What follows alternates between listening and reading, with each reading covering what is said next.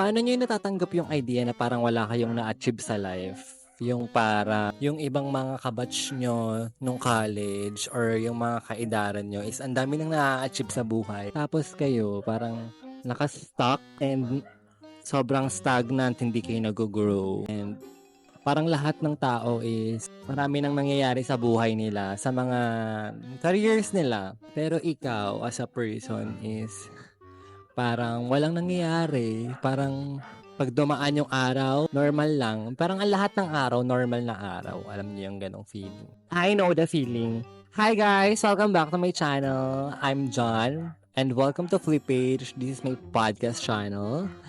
And maraming salamat kung nandito ka ngayon at nanonood sa aking podcast. This is my, pang-ilan na ba to?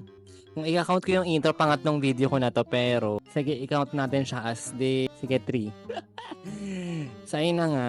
Dati, akala ko din, dapat sabay-sabay, nyari, magkakaidaran kami ng mga kaibigan ko. Dapat pantay-pantay kami na nangyayari sa buhay. Ganun yung akala ko dati. Dapat, kung nagmamanager na sila, dapat ako din, nasa ganong post na din.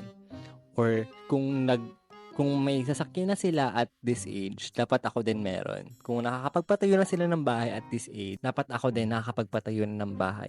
And kung sila is nag-aasawa or meron ng mga jowa, dapat ako meron din. Tapos, na-realize ko, hindi pala siya magandang isipin. Kasi, una sa lahat, magkakaiba tayo ng kwento.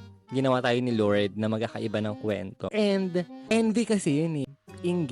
Inggit kasi yun eh. And hindi maganda talaga guys na naiinggit tayo sa kapwa natin. Lalo na kung yun nga yung nangyayari, yung marami nangyayari sa kanila tas sa'yo wala. Parang feeling mo nahuhuli ka. Yung ganong feeling. Gets nyo ba yan? So, tinigil ko yun kasi feeling ko, pinapattern ko na yung ma-achieve ko sa buhay ng iba. Pinapattern ko na yung buhay ko sa buhay ng iba. And nakakapagod siya kasi parang lagi ka nakikipagkompetensya sa ibang tao. Which is dapat ang kakompetensya mo is yung ikaw mismo. Sarili mo dapat kinukompetensya mo.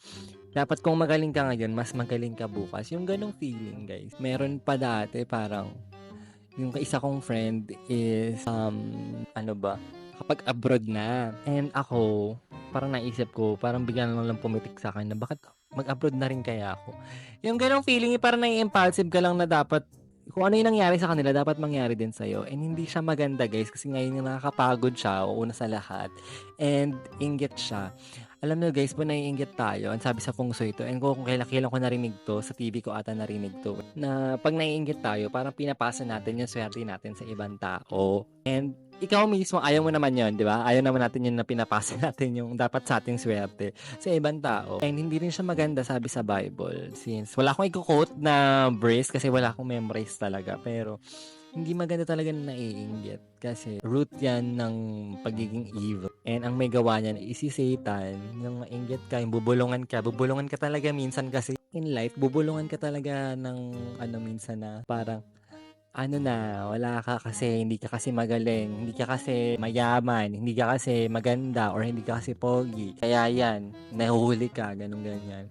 And kung papakinggan natin yun, talagang maaaning tayo eh. Pero kung ikaw talagang fully centered ka sa grace ni God, and pag ikaw, binilang mo naman yung mga blessings sa'yo, ang dami rin naman talaga. Pero iba-iba lang talaga tayo ng mga blessing. Maybe kasi, yung calling nila is hindi naman natin calling. Gets yung point. For example, calling nila talaga maging boss, or calling nila magkaroon ng negosyo. Ikaw, ang calling mo is gumawa ng content, magsalita sa maraming tao, or ang calling mo is, 'di ba? Maraming mga calling eh. So, iba-iba tayo ng story ng buhay, and iba-iba rin tayo ng face. Pero hindi ibig sabihin nun is behind tayo. Wala naman kasi talagang behind sa life. Yun yung na-realize ko dati na. Kasi late din ako graduate, guys. So, yun. Late din ako graduate. So, yun nga yung nafe-feel ko na parang lahat sila nagsisipag-work na and ako hindi pa. Pero kung marirealize ko lang din, no, hindi pa ako graduate, nag-work na ako noon eh. Nag-crew na ako noon eh. Pero ibig sabihin nauna ako. Alam mo yun, kung bibilangin mo lang talaga yung blessings na meron ka, parang halos parehas lang din naman. Pero iba lang yung approach sa'yo. And, ayun, tinigil ko na yung ganun. Parang hindi maganda. And, kayo din guys, kung nafe-feel nyo minsan na behind kayo sa life, Huwag niyong pakinggan yung bulong ng kung sino man. Ang pakinggan nyo is yung calling nyo. And mag-pray kayo syempre na maging align sa will ni Lord. Yung talagang papatunguhan niya sa life. Kasi pag sinunod mo yung will ni Lord for you, yung calling niya for you, I think na mas magiging masaya ka sa life kasi nga, dun ka talaga linagay eh. Alam mo yung happiness pag sinunod mo lang, pag inabide mo si Lord. And kasi guys, nabasa ko rin to sa Atomic Habits na lahat ng tao magkakaiba tayo ng gene. Pwedeng yung lahi namin is magagaling sa speaking pero hindi kami sporty. Or pwede yung lahi nyo is magaling kayo sa arts pero hindi kayo magaling sa public speaking. Pwedeng singer yung lahi nyo and hindi kami ganun kagaling kumanta. Mga ganun, meron tayong genes na naka-imprint sa DNA natin kung ano yung magiging talents natin. And dun pa lang, marirealize mo na, okay, kaya hindi effective sa akin yung iba. For example, gusto mo mag-sports, hindi ka naman talaga binigyan ng ganung ng sports. Although, itry mo pa din. Kasi, syempre, maganda pa rin naman yung marami natututunan, 'di ba? Pero, alam mo yung kung hindi ka naman dun cold, wag mo na i-frustrate yung sarili mo na bakit sila parang ang gagaling nila sa mga gantong bagay na gusto ko. Pero tinan mo guys, may mga skills kayo na hirap sila. For example kasi ako yung mga friends ko, may nahihirapan sila mag-makeup. And ako parang madali lang sa akin gawin yon.